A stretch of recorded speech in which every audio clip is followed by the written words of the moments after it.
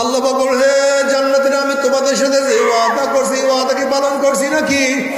জান্নাতের বলো, মাওলা তুমি যে ওয়াদা করছো তার সে কোটি কোটি গুণ বেশি নিয়ামত পেয়ে গেছি, কিন্তু একটা ওয়াদা এখনো তুমি পালন করো নাই। অমনি আমার মাওলা বলে, ফেরেশতারে আমি বান্দা বান্দীদের সাথে ওয়াদা করছিলাম জান্নাতের মধ্যে তাদের সাথে সাক্ষাৎ করব, এখন আমি তাদের সাথে সাক্ষাৎ করি নাই। এ ফেরেশতারা নূরের পর্দা সরাইয়া দে।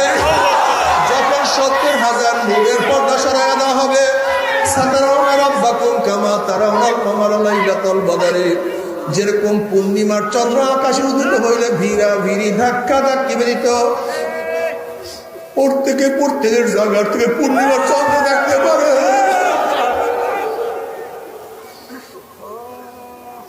যখন আমার মাওলা নূরের পর্দার মধ্যে নেমে আসবে, ভিড়া ভিড়ি ধাক্কা ধাক্কি